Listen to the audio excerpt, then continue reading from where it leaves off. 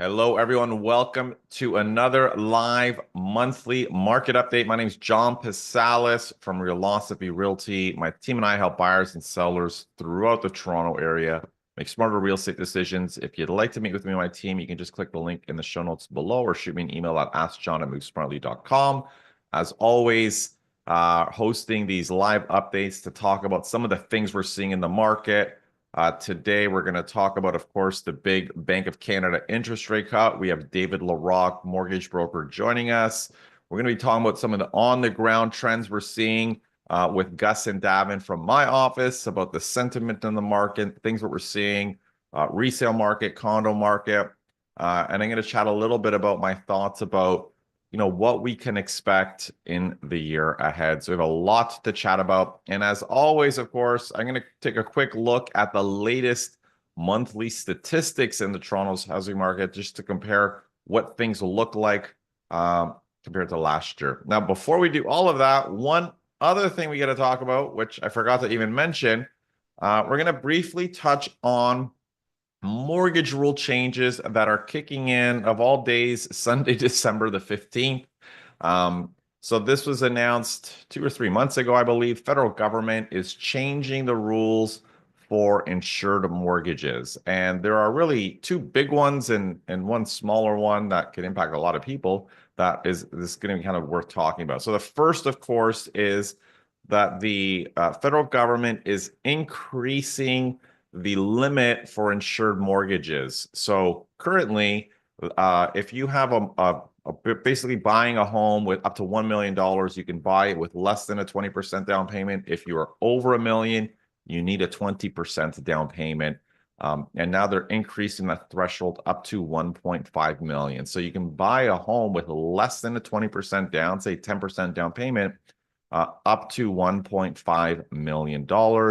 The other big change is they're extending the amortization limit on insured mortgages. So before the maximum was 25 years, they're increasing it to 30 years.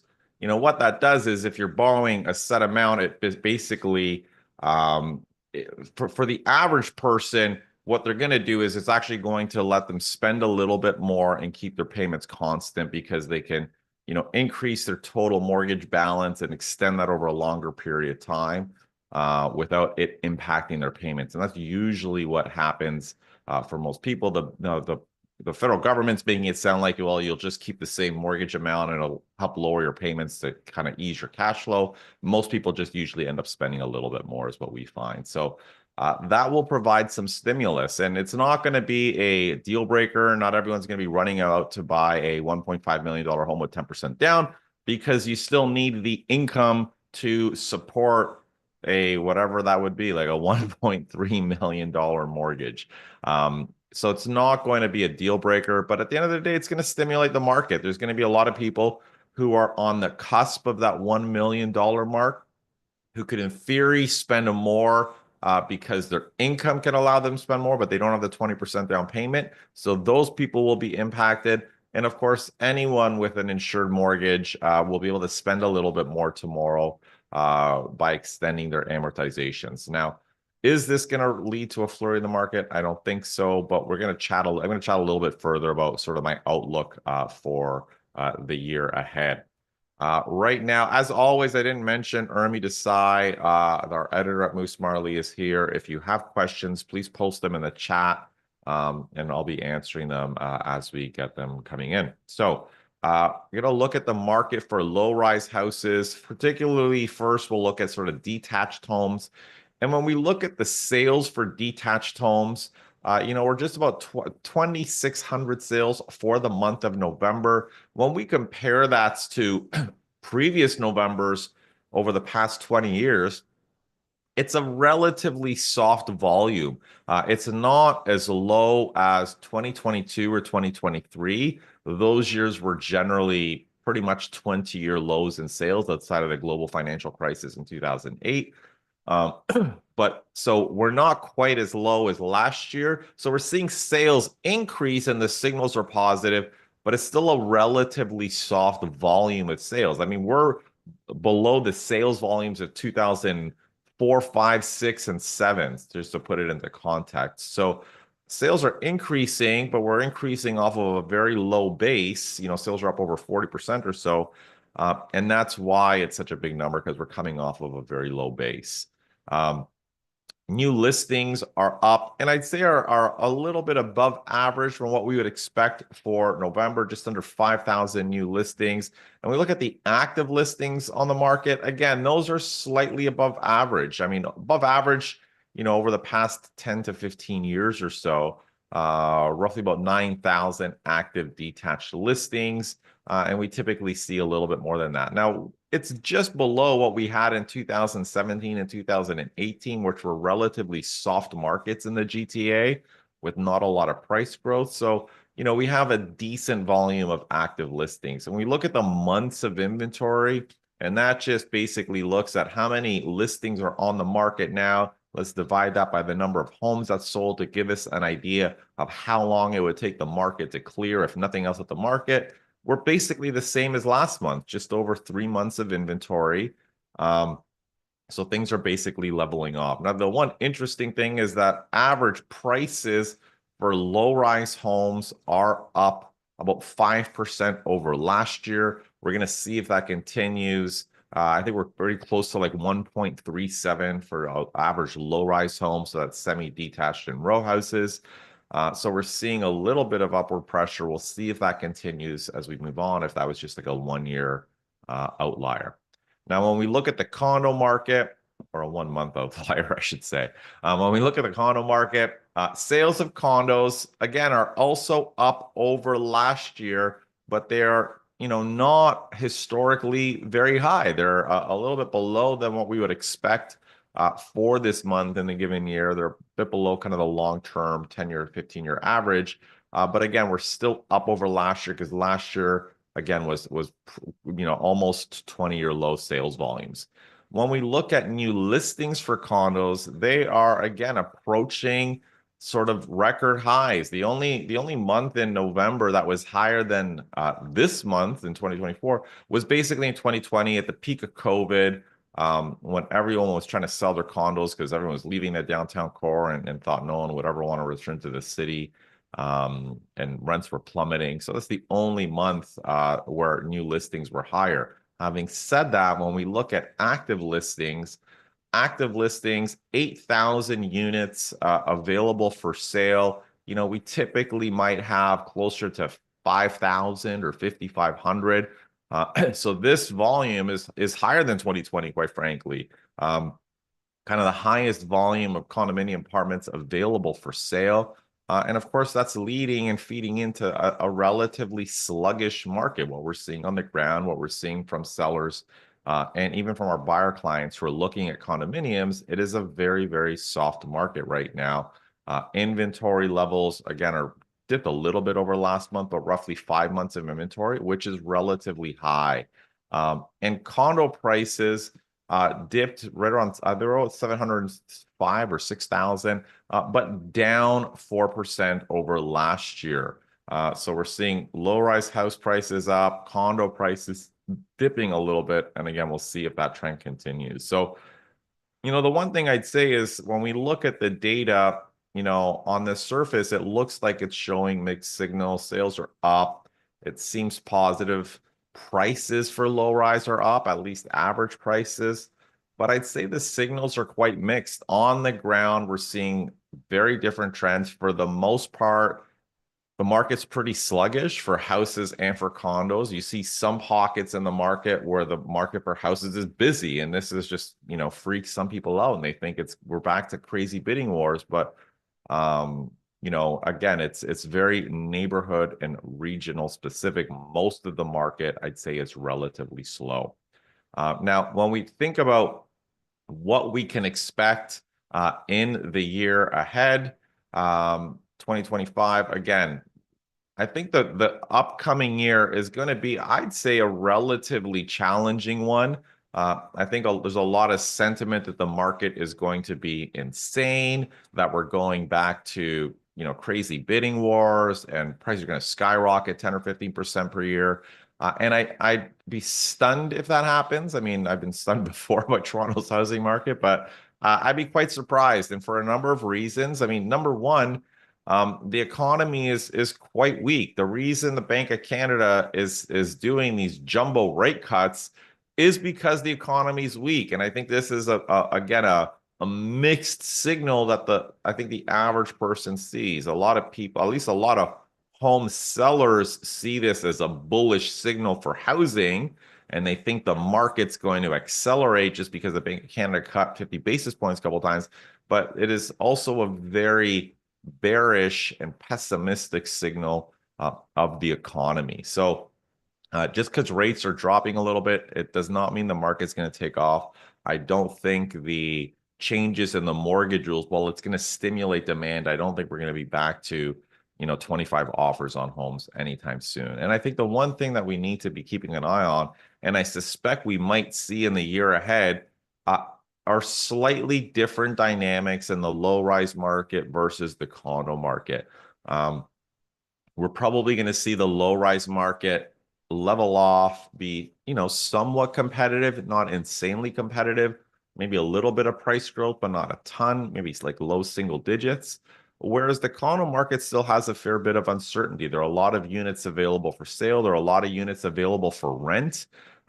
Some investors are still trying to exit as they see the market is going to be sluggish. We have completions in the pipeline. We have population growth declining from non-permanent residents.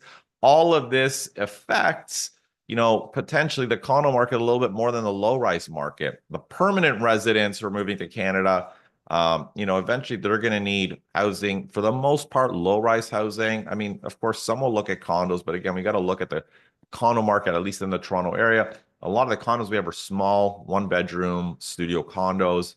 That market, I think, is going to be challenging over the next year. It's hard to predict where it's going to go, but I think it's going to be sluggish, and it is sluggish today. So we'll see how that evolves over the next year. But I do think it's very possible you could have these two markets that are actually different. The market for low-rise family-sized housing and the market for smaller condominiums doing slightly different in the year ahead.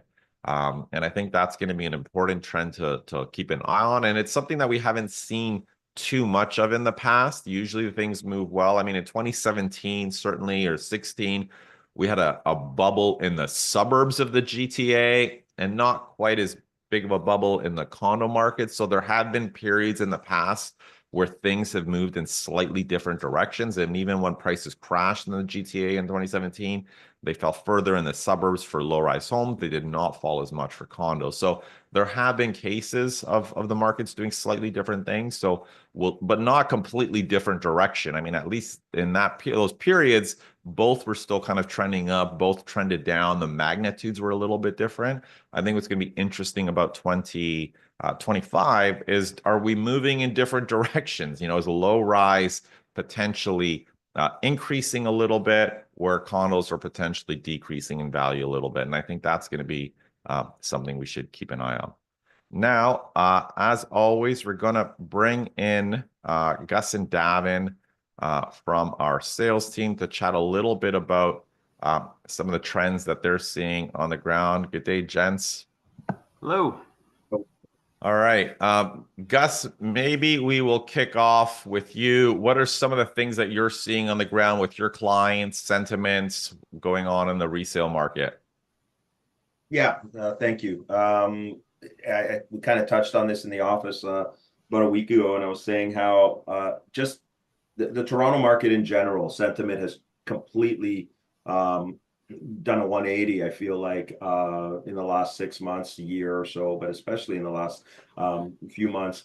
It used to be where I'd go pick up the kids from the schoolyard, and two or three people would be talking about real estate beside me. Neighbors would be talking about and asking about the house down the street that's just been listed. What do I think it'll sell for? The chatter, everybody's seen it. You're in a bar or a restaurant. People are talking real estate all over the place. It's gone. It's completely gone. And you hear none of that now. And it's like, I don't know, just feels like, and maybe rightly so, it's about time. It feels like the gold rush era of Toronto real estate is behind us.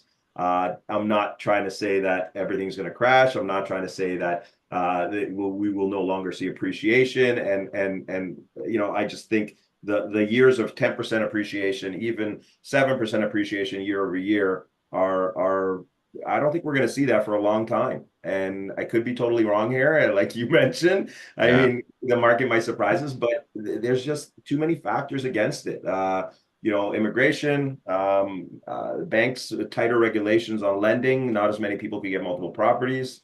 I think the flippers and the speculators are dead. They're gone. Yeah. We're looking at other markets.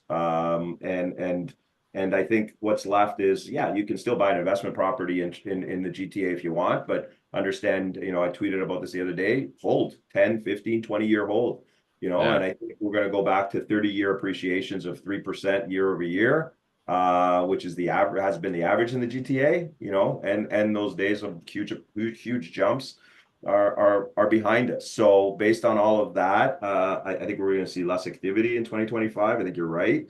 And that's what I'm feeling now. Right now, investors, the one or two investors I'm dealing with, they got to buy a steal, and I don't blame them. They got to buy a really, at a really great price for the numbers to work. So they're not jumping. And the clients that I have that are looking to upsize, downsize, or move sideways are being extremely patient.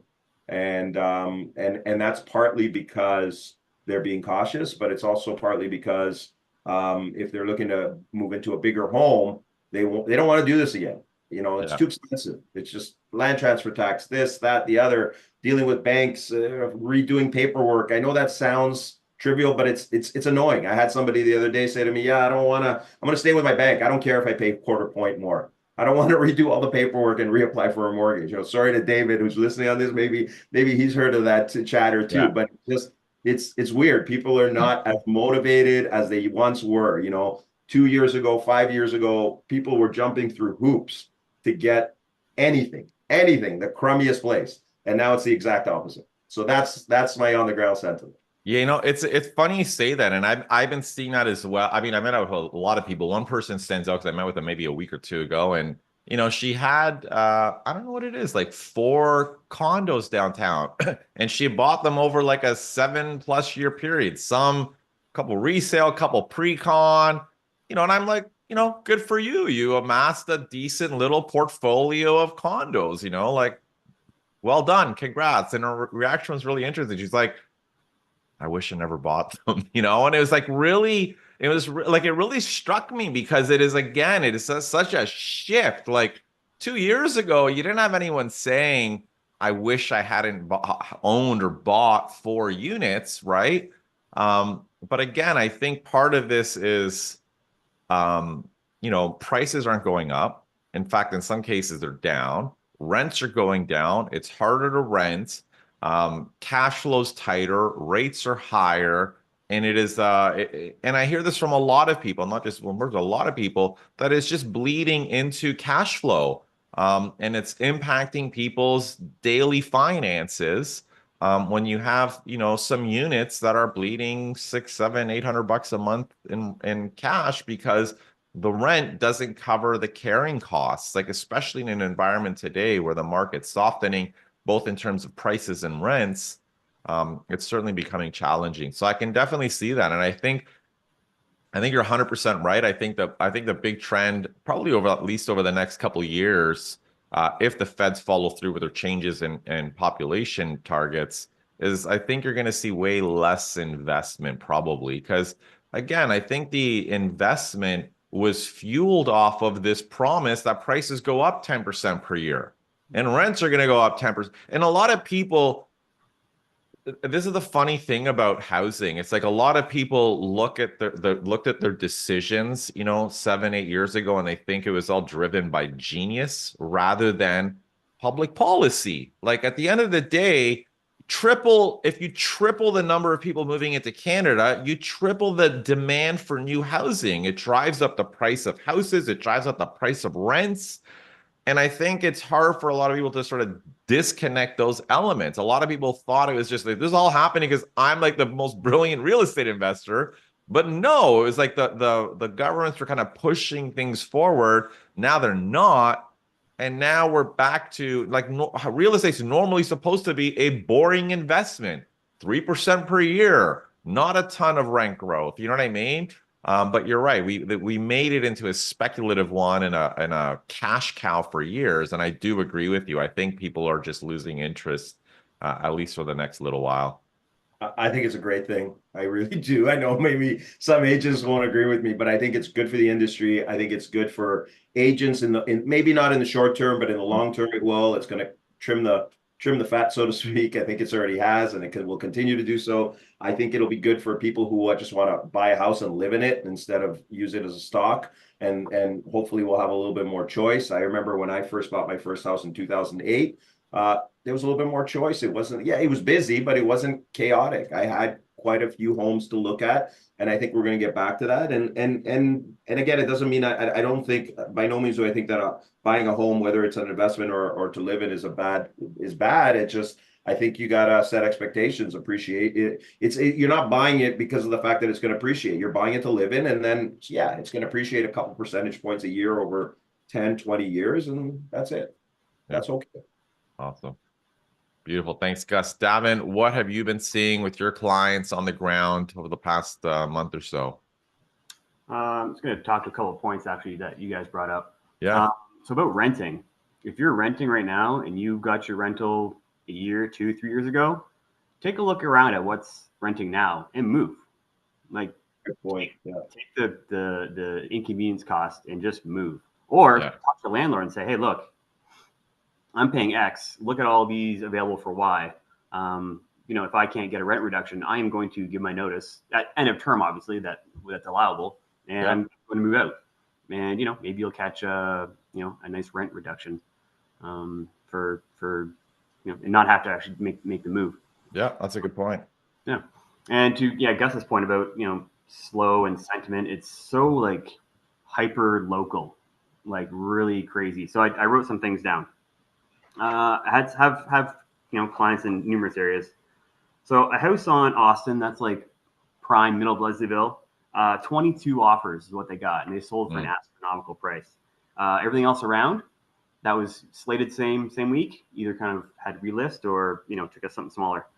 Lee Ave, that's prime beach, so walk right to Q Beach Park there. They got 4 or 5 bully offers on a Sunday. So, and here's the way bully offers work. I mean, if a prudent agent catches a bully offer, you're not going to page it out and circle the wagons if it's something you're not willing to accept. Yeah. So they want something that they're willing to accept, page it out, and 4 more people came. Hopefully those people know that they have to compete against something strong. So nonetheless, they got 4 or 5 bully offers. Hamilton, which is Riverside, or Riverdale adjacent, 3 or 4 bully offers there as well. It sold modestly, but it's just like kind of a humdrum, whatever house. But then you go, like, that's Leslieville. Like 53% of houses are going over ask, which is indicative of like it being busy there. But you go to like Davisville, which is lovely. It's like 12% over ask. And it's just quite slower. And it's like, these are neighborhoods that I think nobody would obviously sneeze at, but they're operating at such different wavelengths. It's wild. And if you go to like Woburn, Bendale, like they're all up and down. And just the good product is doing well. And like Gus was talking about choice. There is a lot of choice out there, but you're not gonna be picking the ones that are the jumping off the page, but they're solid, lots of solid ones. People they're like Gus said, they're not as excited about them.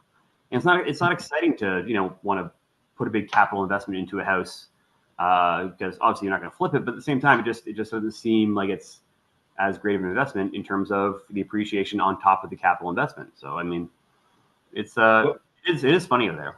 It is. Go ahead, Gus. I was just going to say, would you agree though that because these neighborhoods are prime, so the gold standard is still has been for decades, but even more so now, it's like the freehold, turnkey, renovated, not a duplex, not a triplex. It's a family home that's freehold. You don't have to do much to it, and is renovated to move in. Those are going to get action, and I imagine the ones you pointed out there, most of them were that kind of description. Am I right? Or, yeah. And listen, I don't think it's just prime neighborhoods. Like to Davin's point, Davisville's a prime neighborhood. It's just not as competitive, right? And there's just something about, and I find this happens all the time. Like you'll go through these periods where Leslieville's insane, Bloor West is not, or Roncy's not, and then like a month later, it's like the opposite, right? And Davin's 100% right. I mean, I saw Austin. I had seen a bunch of homes around that week in the East End. And you're right. I mean, the home is really nice. I mean, it had some nice features to it. But, on their offer night, I'm getting calls from like 4 other agents who also have homes on the market taking offers that night, 0 offers. And they're like, what's happening? And it's like one home kind of cannibalized all the demand because everyone wants the nicest home. And I think this is like a super important point. I think if you're a buyer, is that, and I think it's an important point that we talk about in our meetings, this idea of strategic bidding, right? Because if there's 22 offers and you don't have at 22, generally it's selling above market value, right? Like Yeah. generally, like, if you have 8 or 9, okay, maybe it's at the higher end of market value, but at 20, like someone's generally paying a premium. So if you're a buyer and you're not willing to pay the premium, look at the other 4 homes that have no offers, because what happens in that moment, all of a sudden, those sellers are anxious. You know what I mean? Their home's not selling. Maybe they bought something, and maybe you can actually get a relatively decent deal by taking advantage of the fact that they had an offer night. 30 people showed up, but they all went to the other home and their offer night's dead, right? And I think it's hard. I think it's hard to make that give that suggestion to a buyer who's bidding the first time, because everyone wants the nicest home still. You almost have to lose and go through that experience and see that someone blows it out of the water for Yeah. you to start pivoting and being a little bit more strategic, right? And also, But like, I agree with you. Super interesting dynamics. And again, yeah, be strategic as a seller and listing agent as well. I mean, take a realistic look at what's on the market. Let's see listed on Wednesday. I agree. Monday and Tuesday of what's up there. Look at their offer nights. Just be like, can we stack up against this thing? Like, Exactly. just do it. Do something You different. change it. You do it the day after, ideally. Yeah, 100%. Yeah, super smart. Gus, what are you seeing in the rental market? Yeah, I have a couple clients just kind of looking at downtown, Cabbagetown, but also I recently leased one on the list side at Front and Spadina. We got a fair market value price on it, but it did take us 60 days. 1+den for 2,600 with parking. At the peak, that probably would have rented at 2750, 28. Yeah. And it was funny. We had an offer for less, 25, and then we negotiated, and you know what? We got what we wanted. But there's choice. There's a lot of choice, and we did have to drop our price. And I'm seeing others that I'm looking for clients in Cabbagetown sitting and dropping $50. They're not overly priced. Most of them aren't overly priced. Yeah. In comparison to last year's rents, when you look at like the comps, if you pull up comps that rented next to them or same building, but they are overpriced considering the market demand right now, which is zip. Like especially December, nobody wants to move over the holidays or January. Very few people. It's because they have to, or they just take advantage of the market, I guess. So December, January, February is brutal for rentals, and there's a ton of them out there. So I'm guessing prices will continue to come down a little bit. And Davin's advice is fantastic. Anybody that's in a lease, maybe you don't want to move this month, but email your landlord and take a look at what's available. And you know what? You can move after the new year or get a reduction if you don't move. The landlords are going to hate us, but at the end of the day, it is. Also, tread carefully, because they're going to be your reference on your next place if you don't. It's true. It's Yeah. true. Yeah, there is a nice way of doing it. Don't be like, hey, give me this or else. Yeah. And listen, my experience is landlords get it. Like if you look back to COVID, many of them were slashing their rents. They got that the market prices were falling, and if you're a good tenant, they want to keep you. They don't want you to move on. So 100% look at what is rented in your building, because you're right. I mean, rents are dropping. Like easily 10%. I mean, you see a ton of units starting at 2,500, eventually renting for 2,250. And again, the rental market's very sensitive. It's like for a landlord, it's like the second you drop sometimes 100, it's like that one threshold, all of a sudden it rents. Because a lot of tenants usually aren't negotiating too much. They just look at the market rent. If it's too high, they don't even look at it. If there's another 5 units that are $100 less in the building, they'll look at those five. But yeah, we're definitely seeing a little bit of pressure on the rental market right now. But as you said, rents are moving. People are still renting. There's still thousands of rentals each month, but because there's so much inventory, it's a sluggish time for sure. Before we wrap up, I'll bring Urmi on to see if we have any questions. Hi, everyone. Yes, we do. Very interesting discussion you're having today. Hussein's asking a great question that I'm going to hold to after John and David Larock, our mortgage specialist a panel, I should say. But let's start with Connie. Connie has a question for Davin. How did they get the 22 offers and bully offers? What made it different than others? Was it just the location or fully renovated? And then I'd love for John and Gus to chime in on that as well. Yeah, so the one that got 22, obviously they're underlisted by, it was a good 300K below its actual value if you looked at the comparables and whatnot. It was also staged beautifully. It just felt really good. It wasn't staged in this like glass and steel kind of like your usual cheap and cheerful stage. It was warm. It was nice. The kitchen was lovely, like a proper like house-sized kitchen and 15.5-foot semi. Nice walkout basement, huge yard, laneway potential, all kinds of stuff. Parking. It was a box checker, just a serious box checker in a spot that was a good enough school district and close enough to transit to get downtown within half an hour. So, I mean, who doesn't really want that? How many offers were, sub 1.5? Probably a lot, but I do know that it wasn't like a runaway. Not one person made like the big shot at it. There was like 4 or 5 bunched way up there. So, yeah, it was like I said, yeah, big box checker. And similarly so with Liab. I mean, it was the only game in town on the beach. It was the only house that you could have bought in the beach for under like $1.8 million. So, and some people are nervous about 2025. Like, we don't know if it's going to be busy or dead or what, or is that house going to come up again? So, it's not, yeah, I would say some FOMO for people saying like, I want to live in the beach. Here's my shot. Away we go. And then the one in Hamilton, similar thing. It was like a cheap riverside house. So I think a cheap riverside house. I agree. And sometimes you just get this wave of quite a few people looking in a particular area. And as Davin said, like some of these homes, part of it's staging, but part of them is also the way they're renovated. Like places that are renovated with a certain aesthetic that, has a kitchen design that appeals to a lot of people, that is thoughtful, considered layouts, things like this.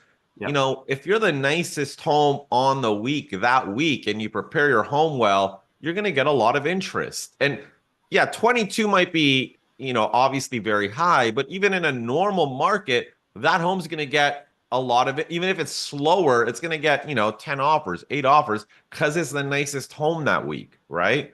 And that's going to happen in a lot of areas. And I think sometimes, certainly, I think that happens a little bit more personally in some like urban areas where homes can be a little bit more unique and distinct. People have renovated. If you kind of go to a market that is more suburban where the homes were built in the past 15 years, it's harder to stand out, if that makes sense. You know what I mean? Like a lot of the finishes are similar, like unless you have a very unique lot or something like that. But with, some of these urban homes, they've been completely renovated and, have some details that, kind of make them a little bit more appealing and stand out. I also think I mean, telling that it's like a 1.7 million plus home and they got that many offers, because who would be buying that home? It would probably be more. I mean, there could have been some first time home buyers, but I imagine most of them are upsizers or people moving same way. So yeah, I think could be that a lot, because I have a lot of these people. I've talked to agents that have a lot of these clients right now. These are people who either want to upsize or make a lateral move, but are scared to list their house in a crappy market. So they want to list in the spring. So what are they doing? Well, they're watching to buy now. So then they're ready to list January, February, March, where most people think, and it usually is busier and a better time to sell your house rather than December. All right, thank you. So the next question from Rajiv is an interesting one. It concerns pricing of properties and whether, as a consumer, you can tell a little bit about what's going on. Why is the property tax? What I'm going to paraphrase a little bit Rajiv's question. So when a property tax for a property appears too low compared to the asking price, is this an indication that actually homes are priced lower in that area? And if all the prices properties sold for a higher area, the property tax of that area would increase drastically. So is that true? And I think what Rajiv's getting at is what is the connection and the lag time between these figures? All right. I've done a lot of work on this, so I'll take a stab at it. So firstly, list price is different from market value. Okay. And again, like this is a good example. Like the house that Davin was bidding on was listed for 1.3, but sold for, what did it sell for, like 1.8 or something like that? 1.2, and I think it's listed at 1.279, something like that. Yeah, okay. And that was probably a bit of a high price, but still. So I think the key thing is, yeah, you look at if the list prices are not priced low for a multiple offer, and you have 4 or 5 homes that in theory should be similar value, but have very different property taxes. Usually, from my experience, what that means is, so property, I mean, I got to step back. Property taxes are driven by 2 things. The city of Toronto, and if you're in Toronto, your municipality's tax rate, number one. And the second is the assessed value by the Provincial Municipal Property Assessment Corporation. Okay. And sometimes what happens is they use these automated algorithms, and sometimes homes in the same area will have one home that was undervalued and one home that was significantly overvalued for different reasons, right? And the average homeowner doesn't think to fight that. They just see their assessment. And their assessment, it's a little bit misleading. It's usually less than what their home's worth. So they see the assessed value, like, oh, that's fine. My home's worth way more than that. I think they did a great job. But that's not how assessments really work. I mean, right now is the assessments on homes in Ontario are based on, is it 2016 values still? They have not done new assessments. They were supposed to do one in 2020. They didn't. Supposed to do one this year. Didn't happen. So basically what happens is if you see one home that has very high taxes and you're buying it and you're that home buyer, in many cases you could potentially make a case to actually lower the property taxes on that property if you can argue that it was assessed higher than what it should be, which is a whole other discussion. But I find that's usually what happens. Is there, unless maybe I'm just completely wrong, is there something where if you, they can kind of check building permits? Doing building permits, does that not ping impact to maybe do a reassessment? So maybe that's what it costs. Yeah, that could do it as well. So if you do building, that's why some people don't get building permits for the renos, because it does ping impact and it basically triggers them to do an assessment and they reassess the property. Yeah. Yeah. Awesome. Anything else, Urmi, before we bring David on? Yes, one last thing. I think that's helpful. So to Rajiv, it's not just what all the homes are in the area, it's the particular quality and improvements to a home as well that factor into it from what you're saying. Yeah. One last question from Chase. Pre-construction units have been purchased. Sorry, just give me a second to rephrase this. A pre-construction unit that has been purchased in 2022 at 1,500 square feet in the downtown core of Toronto. Mm-hmm. When do you realistically see this recovering, those prices? I think he means at 1,500 a square foot.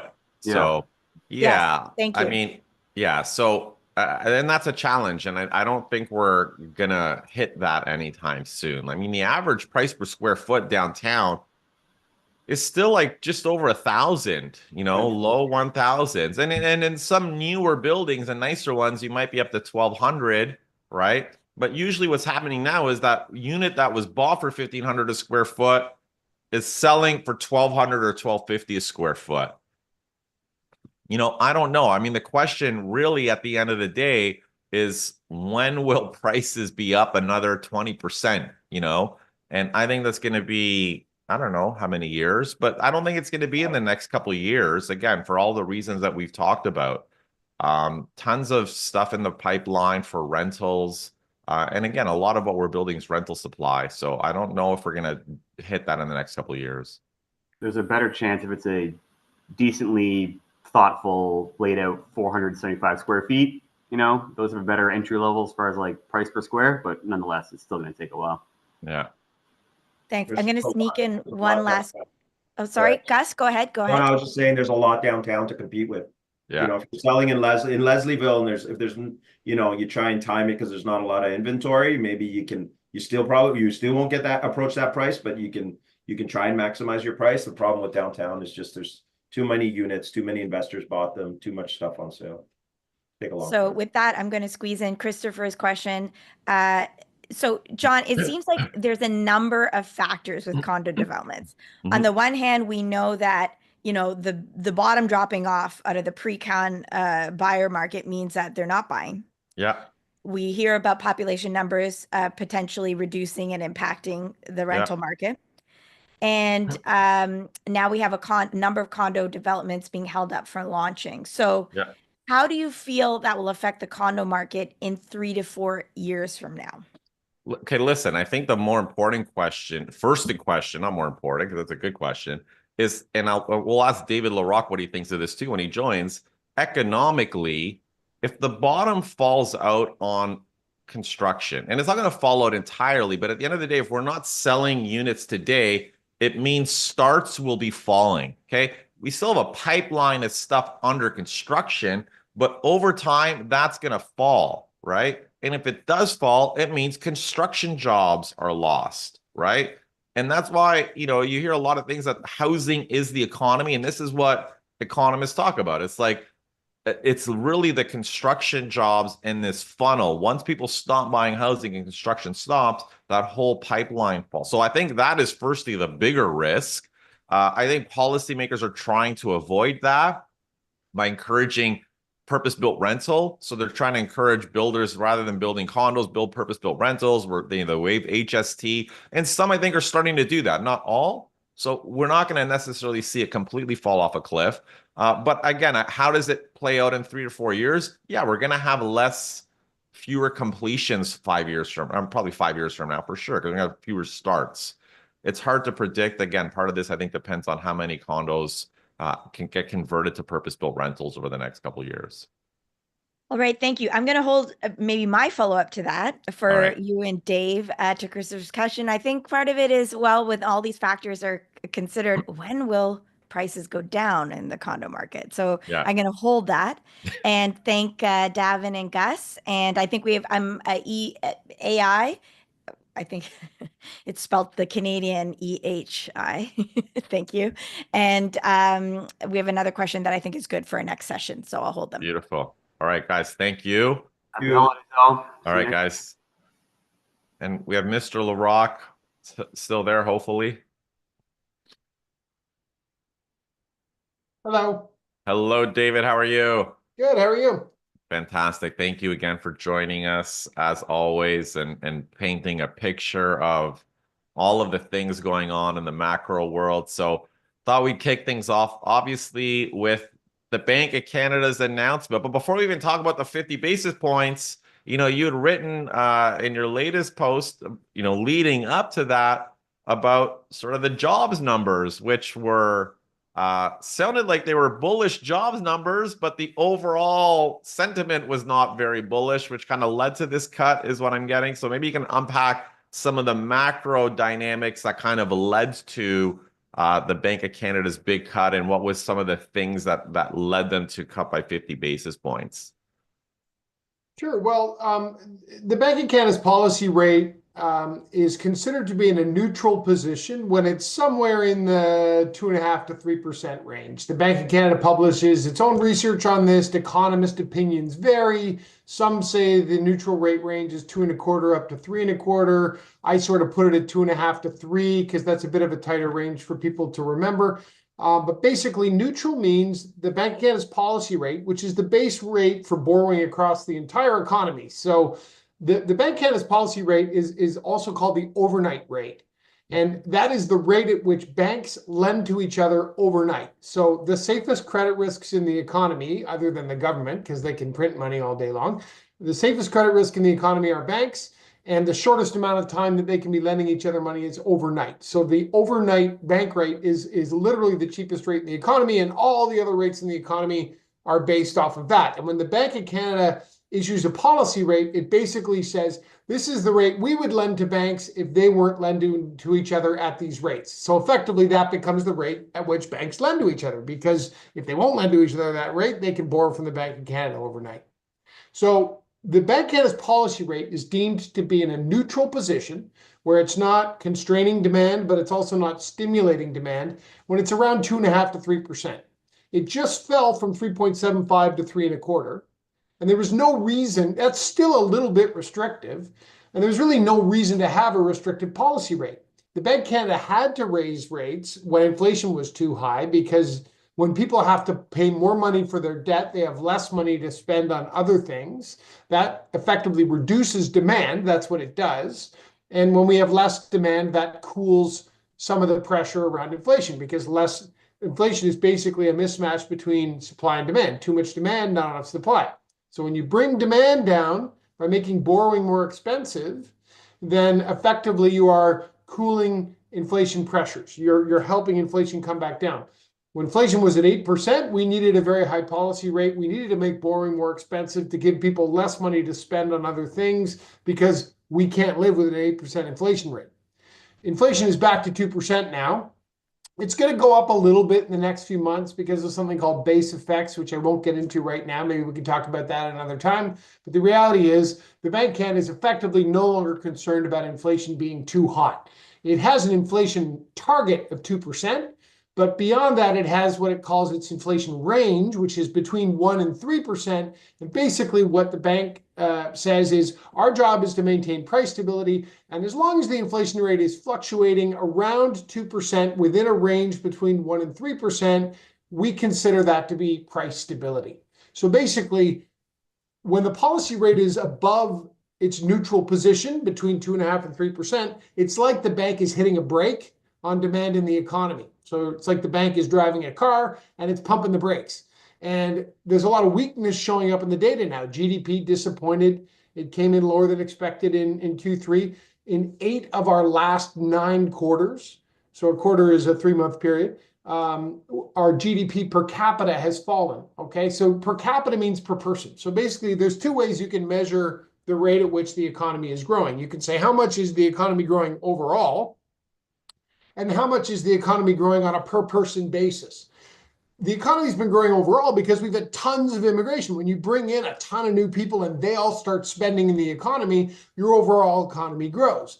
But the more meaningful measure, when you're talking about how the average Canadian feels, do we feel better off, do we feel worse off, is the growth of the economy on a per person basis. And that's been contracting for 8 out of the 9 last quarters. So for more than 2 years, we've seen the average Canadian is effectively slightly poorer every quarter. And that's why it feels like we're in a recession. People are calling it the vibe session. The reality is it really is a recession on a per capita basis. And only this headline growth caused by record lows of immigration is preventing it from being what is traditionally labeled a recession. So lots of weak indicators, slowing economy, employment growth disappointed. We had a banner headline. 50,000 jobs is a great month for jobs, but we added 138,000 more people to the labor force. So if you're the Bank of Canada worrying, oh my goodness, we hired a ton of people last month, that might mean, well, it looks like that's going to cause wages to go up. When there's more demand for labor, that means the supply demand balance gets out of whack.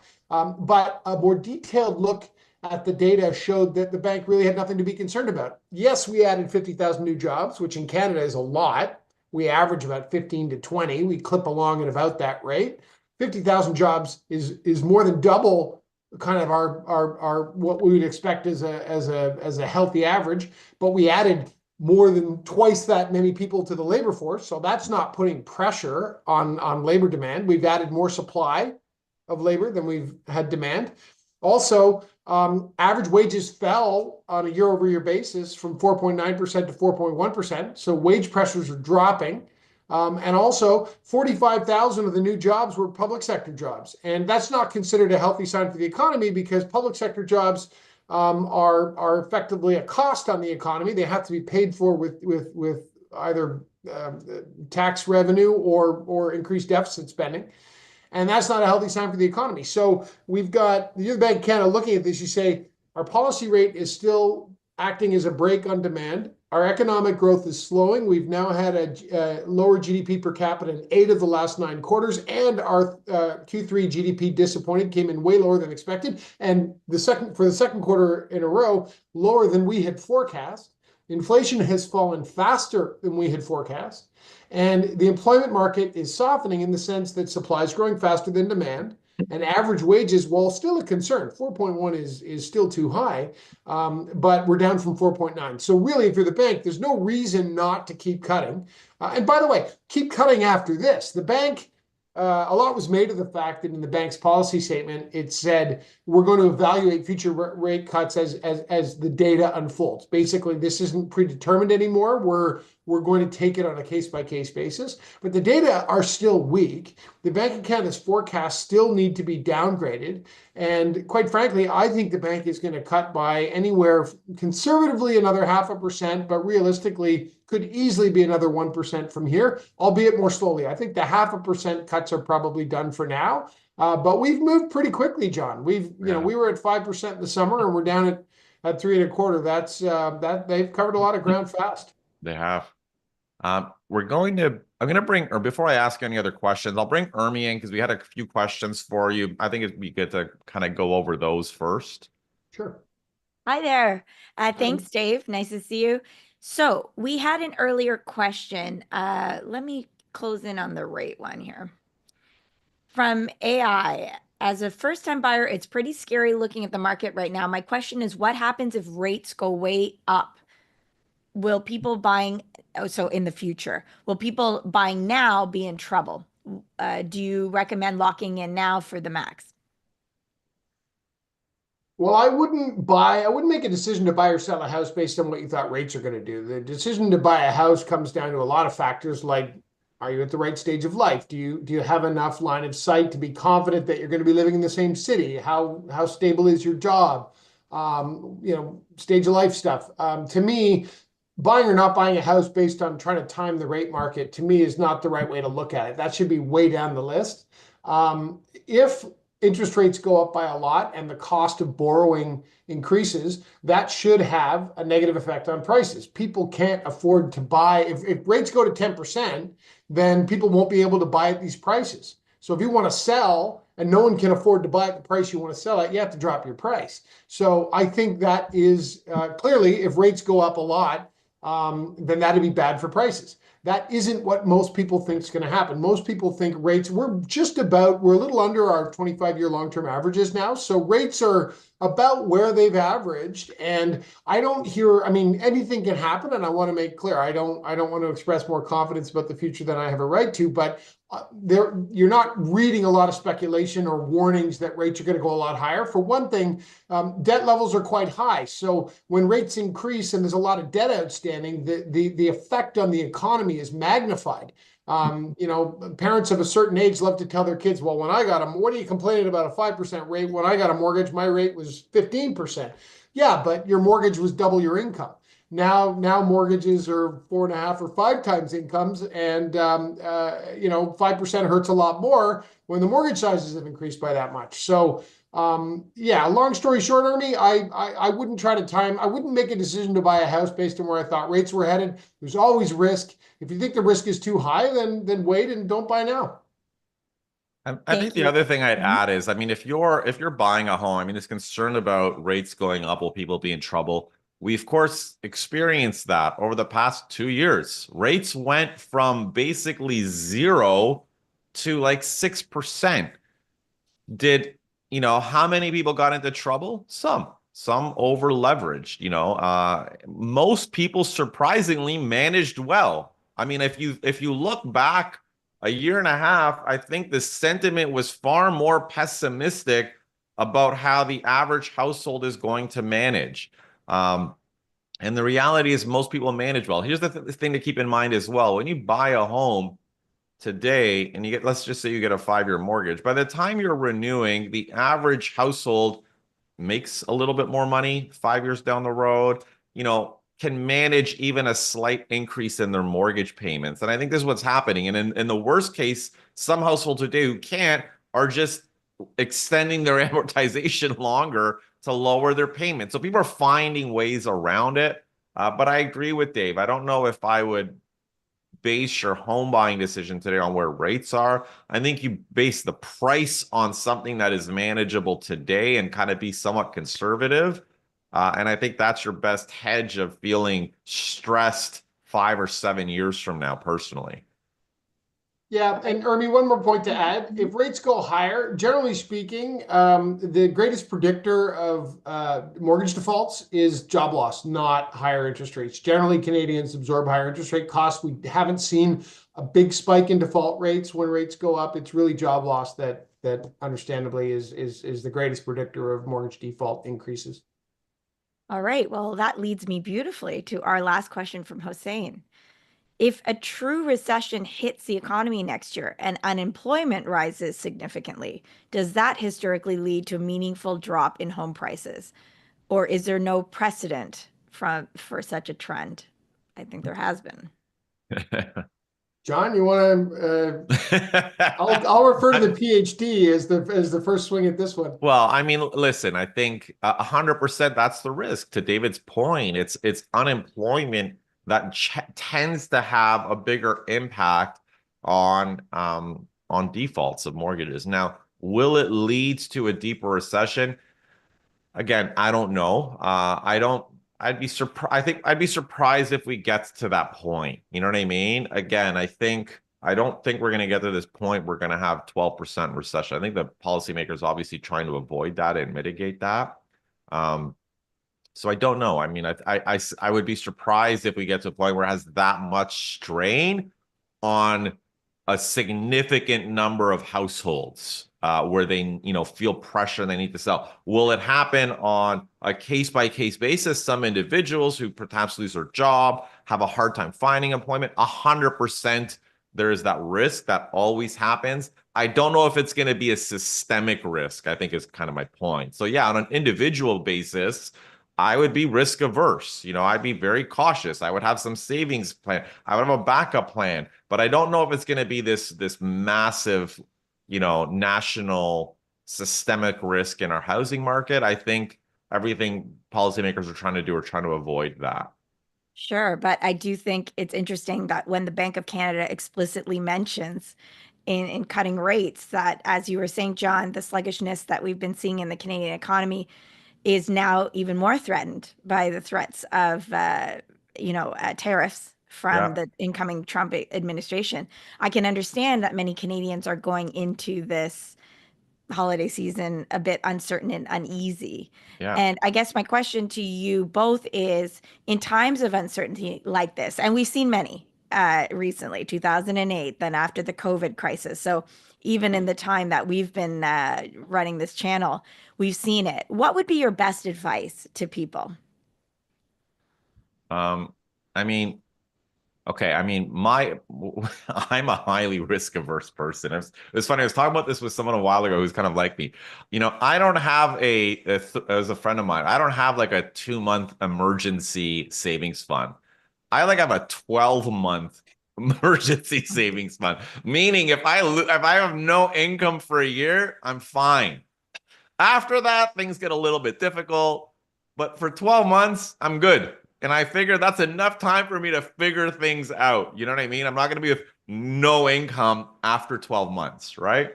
For basically every home I bought a home that has the potential for some rental income because I'm a paranoid, risk-averse person. And I think in a worst-case scenario, I rent my basement or I rent part of it out, right? There are things people can do. Again, not everyone is as paranoid as me. I guess I'm just very, I just don't like headaches. And but there are definitely things people can do to mitigate the risk. But again, you can't be necessarily for most people that extreme. But I think just being mindful of your downside risks and preparing for them and doing what you can within your means, knowing what expenses you can cut are all of the types of things that you can do to plan. And I think most people, when they find themselves in that pinch, They realize there are expenses that they can cut. There are other ways that they can make some more money. But yeah, just being prudent and mindful, I guess, of all of those things. All right. Dave, Scroogey clause. How can we be safe or think Well, about how we can navigate as we go into a holiday season and beyond of uncertainty? well, I'm with John. I'm conservative by nature, and John, I think being in commission sales maybe makes us more cautious than the average bear. Maybe. But no, I'm thinking about the question, and here's some advice that I'll offer. I'll quote Warren Buffett, who said, "Be fearful when others are greedy, and be greedy when others are fearful." Back in COVID, when everybody was greedy and thought prices were going to go up forever, looking back now, that was the wrong time to buy. Buying in a time when people are cautious and people aren't sure if it's the right time to buy, generally that is not. There's going to be less speculative froth in the market, and historically, no guarantees about the next year or two, but historically, that's been a better time to buy. Looking back over a very long period of time, the question about recession.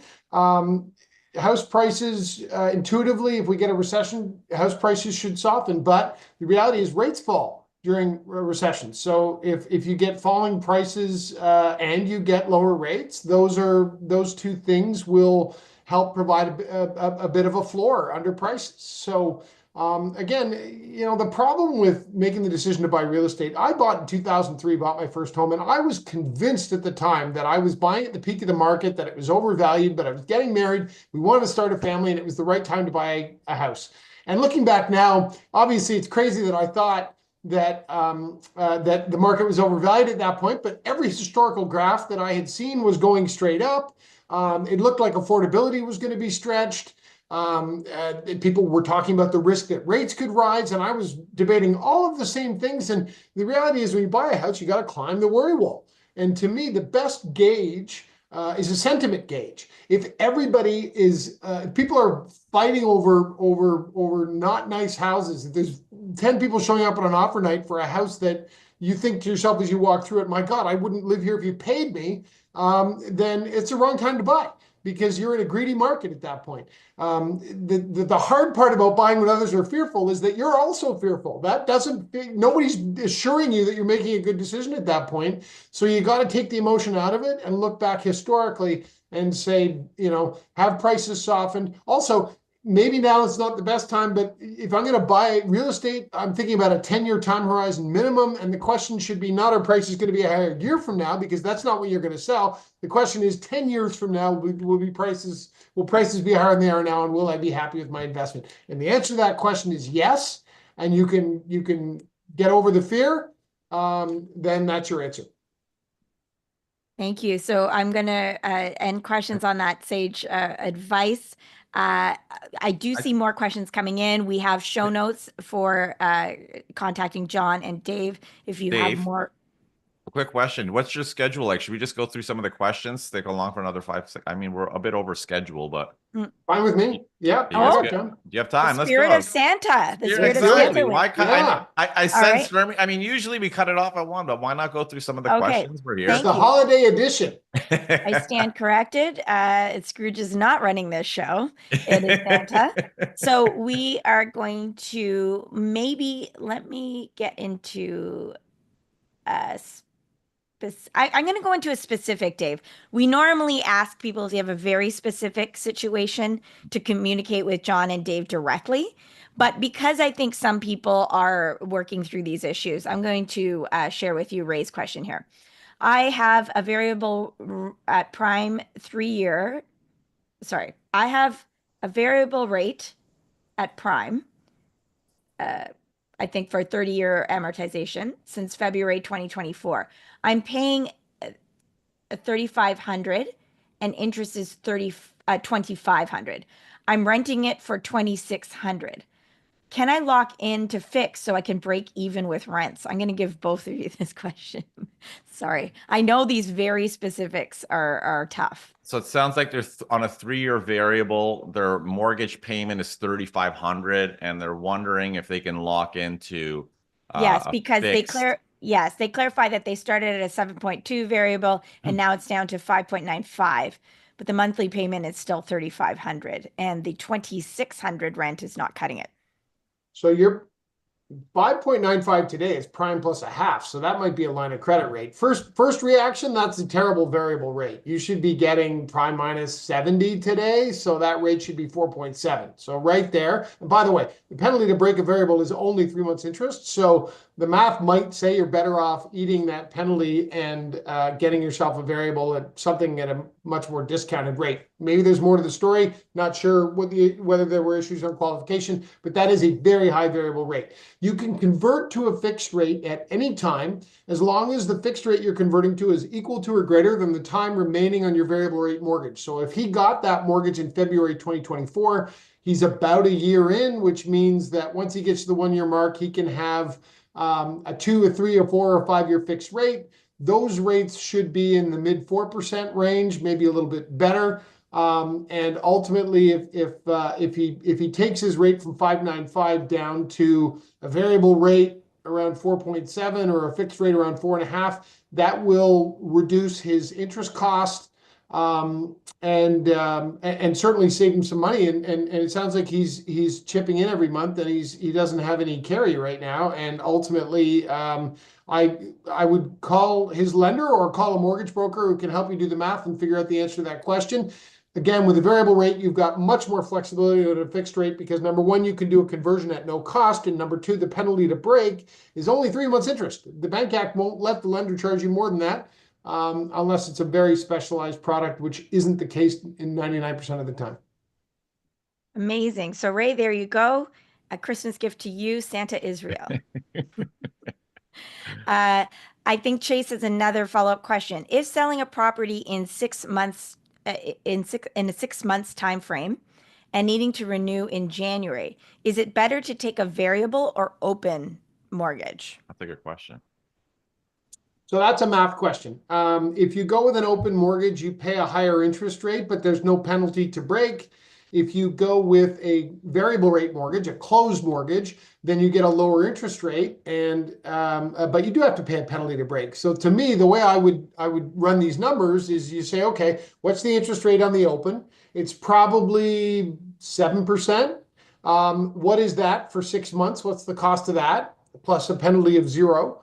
And then you say, what's the better rate I can get on the close? What's the interest cost at 4.7? Did he say it was a rental or owner occupied? No, just selling a property. Selling a in property. 6 months, but has to renew in January. Yeah, so then you work out, well, what's 6 months at a rate that's 2.5% lower, but then I got to pay a 3-month interest penalty.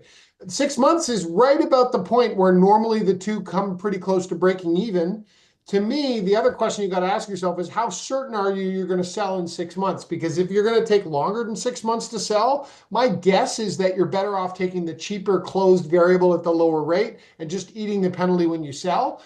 Generally, an open only makes sense if you're going to sell pretty quickly, like in the next few months. And even though you're planning on selling in 6 months from today or 6 months from January, I guess there's a bit of a question there. But really, to me, I'm never confident that people are going to sell when they think they're going to sell because there's a lot of moving parts and it isn't entirely up to them.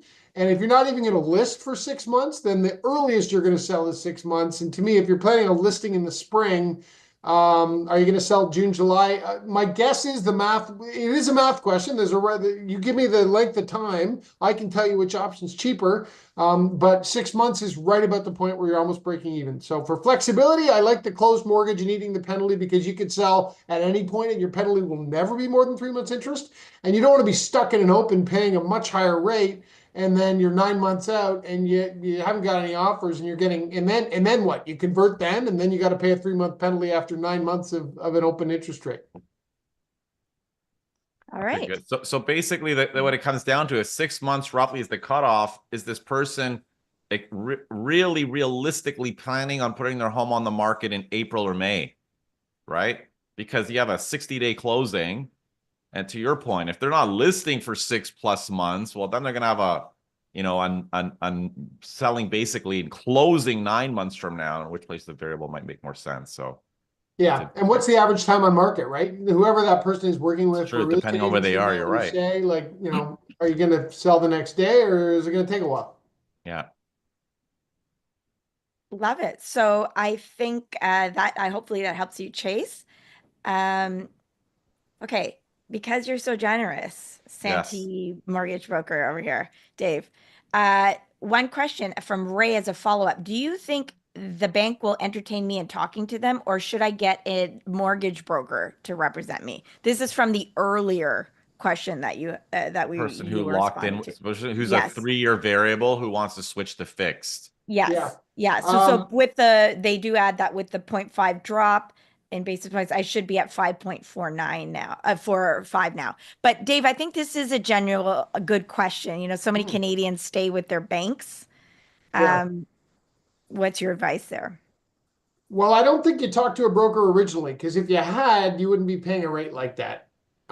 You're dealing with the bank directly. Canadians are honest. They think, I've been loyal to you, Mr. Bank. You're going to take good care of me because I'm your loyal customer. Well, the bank makes $1 billion plus a quarter in profits, and their job is to extract as much profitability from your wallet as they can. I think you should call the bank, ask them what they'll offer you. And then once you have that information, you should call a broker and say, hey, here's what my bank's offered. Can you beat it? And ultimately, then it's always easier to go back to your current lender, and they might give you a break on the penalty. I'd like to know what rates they're going to offer you at conversion. But banks are profit-making machines, and their job is to figure out what rate you will take that will maximize their profitability. So if you call a broker who works with 25 different lenders, to me, I would do both. I'd call the bank first, and then I'd call a broker and shop. All right. Thank you, Dave. Beautiful. So I'm going to take the last question because I think it's a gift that Move Smartly can maybe give Oh, to Justin that asks, where are we here? Has our government given up on the affordable housing and retirement plans for young people? oh my Well, gosh. Justin, I share your concern. Unfortunately, we're heading into another year where we're wondering where things are going.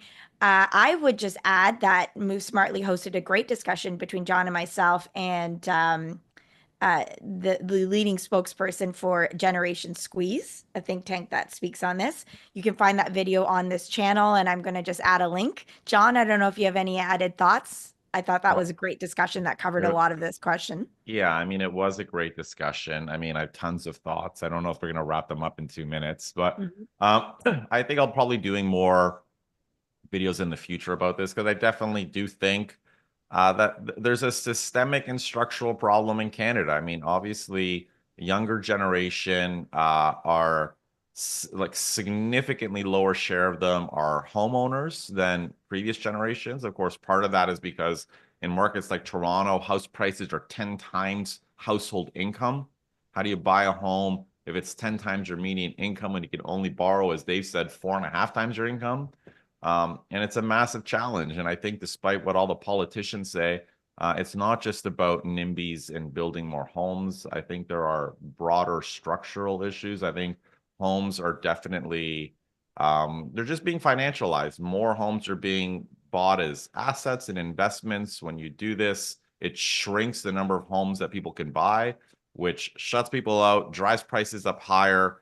There's just a lot of structural problems that I think politicians are ignoring. I think partly because they're kind of contributing to part of this. But yeah, I think in the future, I'll kind of expand on some of these a little bit more in the new year.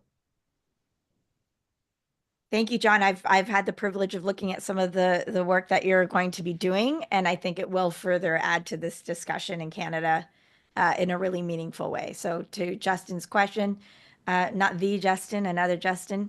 Oh. Yes, somebody is. Can I throw in one thing there, Yes, Urmi? Just we a can. Last general word to comment. you. I hear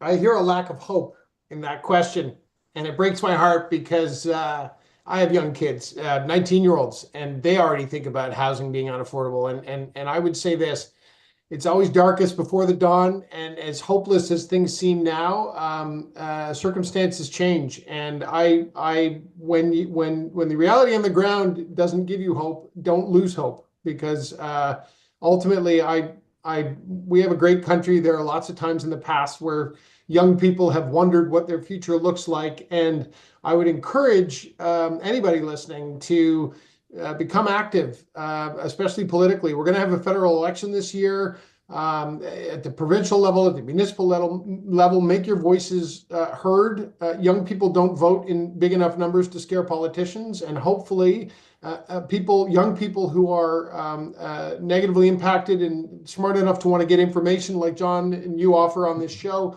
those are the type of people who are going to force the leaders to change, and don't give up hope. David, thank you for that optimistic final note to wrap up. And an important one. And I agree. I agree. Yeah, I agree. And that's why we do the work we do here. Move Smartly. Thank you, John and Dave, for answering our questions. And I agree with Dave to the extent that we can keep adding to in the conversation and making these key issues known. And I like Dave say, as a Canadian, we're part of a great country, but it's only as great as our efforts to make sure we hold those in charge accountable. So yes, I would echo Dave's thoughts. John, I'm going to leave the last word to you to thank all of our viewers and Dave as usual. Yeah, for sure. Dave, again, thanks for joining us. Urmi Desai for being our great host and moderator, and all of you for all of your questions today and for this year, for the great discussions, and looking forward to more discussions on housing in the new year. I hope everybody enjoys some downtime and has a wonderful new year, and we'll see you in 2025.